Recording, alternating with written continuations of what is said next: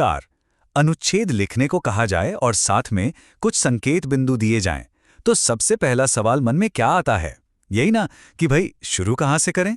तो चलिए आज इसी उलझन को सुलझाते हैं और सीखते हैं कि कैसे इन्हीं संकेत बिंदुओं को एक रोड मैप की तरह इस्तेमाल करके एक बहुत ही अच्छा अनुच्छेद लिखा जा सकता है।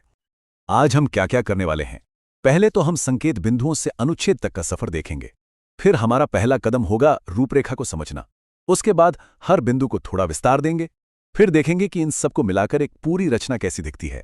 और आखिर में लिखने के कुछ जरूरी सिद्धांतों पर बात करेंगे। तो चलिए पहले हिस्से से शुरू करते हैं, संकेत बिंदु से अनुच्छेद तक। अक्सर लिखने का काम थोड़ा मुश्किल लगता है ना?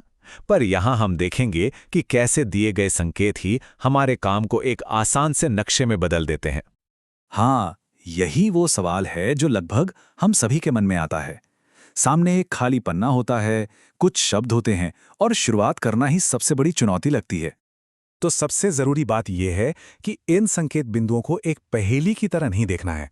असल में ये तो आपकी मदद के लिए है। ये आपके पूरे अनुच्छेद का ढांचा है, बिल्कुल एक बिल्डिंग के ब्लूप्रिंट की तरह। बस हमें इन्हें सही से इस्तेमाल करना सीखना है। ठीक है, तो अब चलते हैं दूसरे कदम पर, जो है रूपरेखा को समझना। हमारा सबसे पहला काम ये होना चाहिए कि हम दिए गए बिंदुओं को एक बनी बनाई आउटलाइन की तरह देखें और पहचानें कि कहानी कहाँ से शुरू होकर कहाँ जाएगी। इसे समझने के लिए प्रदूषण का उदाहरण लेते हैं, जो एक बहुत ही आम विषय है। यहाँ 5 संकेत बिंदु हैं: परिभाषा, प्रकार, कारण, प्रभाव और उपाय। जरा ध्यान से देखिए, ये अपने आप में एक पूरा लॉजिकल फ्लो है ना? बस यही हमारे अनुच्छेद की नींव है। अब आता है सबसे अहम और मजेदार हिस्सा, बिंदुओं को विस्तार देना। अब हम एक एक करके हर बिंदु को उठाएंगे और उसे एक पूरे पैराग्राफ में बदल देंगे। समझ लीजिए, अब हम अपने ढांचे पर दीवारें खड़ी करना शुरू कर रहे हैं। चलिए पहले बिंदु से शुरू करते हैं, प्रदूषण की परिभाषा। अब हमें सोचना है कि इस एक आइडिया को हम कुछ आसान वाक्यों में कैसे समझा सकते हैं। देखा कितना आसान था? उस एक बिंदु को कैसे 2 सरल वाक्यों में बदल दिया गया। पहले वाक्य ने टॉपिक का महत्व बताया और दूसरे ने उसकी सीधी सादी परिभाषा दे दी। लीजिए, हमारा पहला पैराग्राफ तैयार भी हो गया। चलिए अब फटाफट अगले बिंदु पर चलते हैं, जो है प्रदूषण के प्रकार। अब हमें यह बताना है कि प्रदूषण कितने तरह का होता है। यहां ध्यान देने वाली बात यह है कि कैसे एक ही वाक्य में दूसरे संकेत बिंदु को साफ साफ बता दिया गया है। देखिए, लिखने का मतलब हमेशा लंबे लंबे वाक्य लिखना नहीं होता। मतलब होता है अपनी बात को क्लियरली कहना।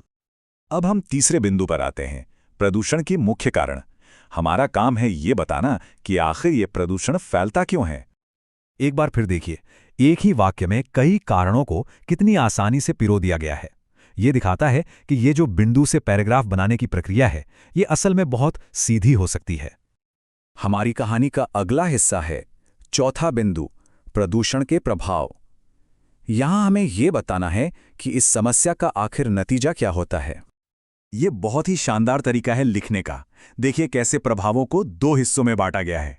पहला इंसानों पर असर और दूसरा प्रकृति पर असर। ऐसा करने से हमारे अनुच्छेद में और भी गहराई आ जाती है।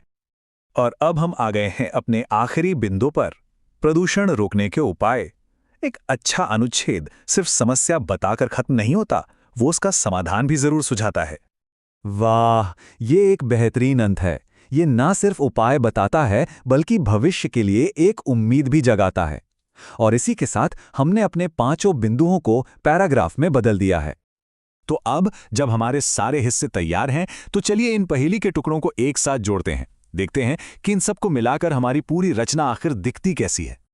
ये देखिए, पूरा अनुच्छेद एक साथ। जब हम इसे पढ़ते हैं तो एक बहाव महसूस होता है। बात परिभाषा से शुरू होती है, फिर प्रकार, कारण, प्रभाव से गुजरती हुई समाधान पर आकर खत्म होती है। ये एक साफ और संधे हुए लेखन का बहुत अच्छा उदाहरण है। तो भाई, इस पूरी प्रक्रिया से हम क्या सीख सकते हैं?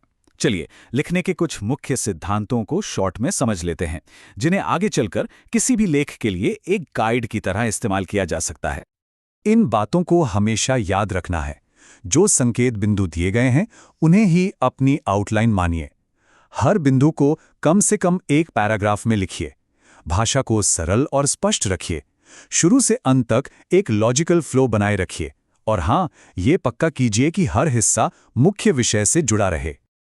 ये तरीका किसी भी विषय पर दिए गए संकेत बिंदुओं को लिखने के लिए एक बिल्कुल साफ रास्ते में बदल देता है। तो अगली बार जब संकेत बिंदु मिलें तो उन्हें एक चुनौती नहीं बल्कि एक मौका समझना है। ये अपने विचारों को संभालने और पूरे आत्मविश्वास के साथ लिखने का सबसे सरल तरीका है। तो बस शुरू हो जाइए।